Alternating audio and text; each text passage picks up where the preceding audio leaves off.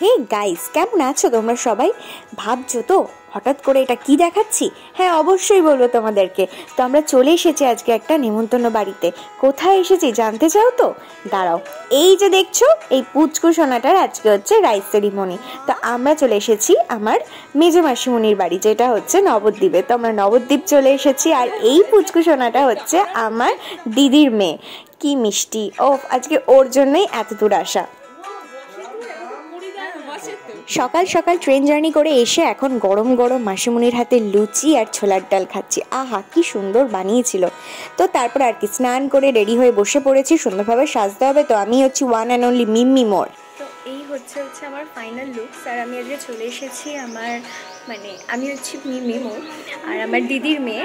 তো তার আজকে রাইস সেরিমনি আছে, সেটা হচ্ছে নবদ্বীপে। তো সকাল জানো তো, পুচকু সোনার এই রাইস সেরিমনি প্রোগ্রামটা দেখে আমার ছোটোবেলার কথা মনে পড়ছিল। নিজের রাইস সেরিমনি প্রোগ্রাম তো নিজে মনে রাখাটা পসিবল নয়, তবে আমি যখন ছোটোবেলায় খাওয়া দাওয়া করতাম না, ওই ফটোগুলো দেখিয়ে আমি খেতাম, আমার মা বলে। আর এই দেখো, আমাদের পুচকু সোনার গায়ে হলুদের অনুষ্ঠান শুরু হয়ে গেছে। কি মিষ্টি করে সাজিয়েছে ওকে। তো আমি ভাবলাম আমি কেন বাদ যাবো, আমিও তোর মিম। তো আমি গিয়েও আমি ওকে হলুদ লাগাতে শুরু করে দিয়েছি। তারপর স্নান টান করে একটু কাদু কাদু করছিল। তবে আমাদের তনু খুবই ভালো, ও একটুও কান্না করে না, সবার সাথে খুবই ভালোভাবে মিশে যায়, খুবই জলি। আর এই দেখো, ও মিমের সাথে এখন খেলা করছে, আর আমি ততক্ষণে ওকে নিয়ে অনেক অনেক ফটোশ্যুট করছিলাম।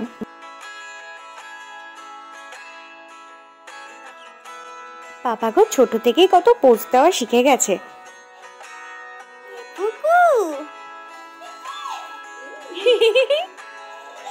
এই দেখো, আর এটাই হচ্ছে মেন প্রোগ্রাম। ওর মামাইয়ের হাতেও প্রথম ভাত খাবে, আর এইটাই হচ্ছে অন্নপ্রাশনের মেন রিচুয়ালস। আর এরপর ওর মা বাবা খাইয়ে দিচ্ছে।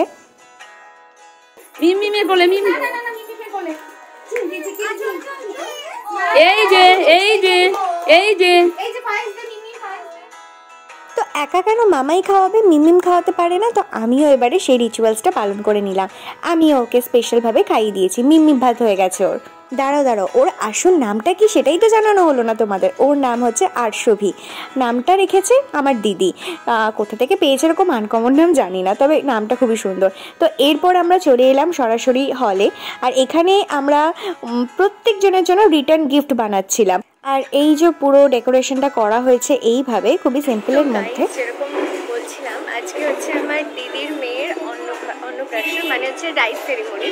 তো এটা হচ্ছে নবদ্বীপে। আর আমরা সকাল ভোর 4টের সময় উঠেছি, আর উঠে ওদের এখানে এসে পৌঁছলাম হচ্ছে 10টা। আর এখন দেখতেই পাচ্ছ আমরা হলে চলে এসেছি। অনেক কিছু হয়েছে, তোমাদের সাথে পুরো ব্লগটাই শেয়ার করবো, তো দেখতে লাগো। আর আজকে আমাকে কীরকম লাগছে অবশ্যই কমেন্ট করে জানিও।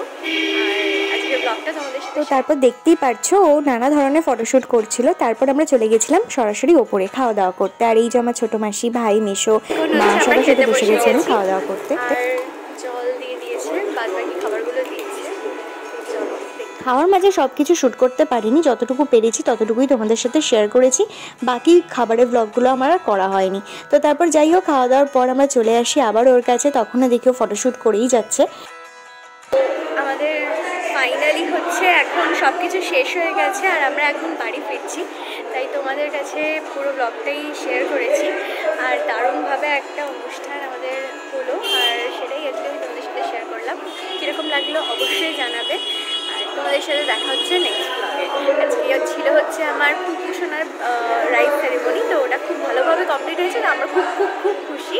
আর এখন আমরা বাড়ি ফিরছি। চলো, টাটা।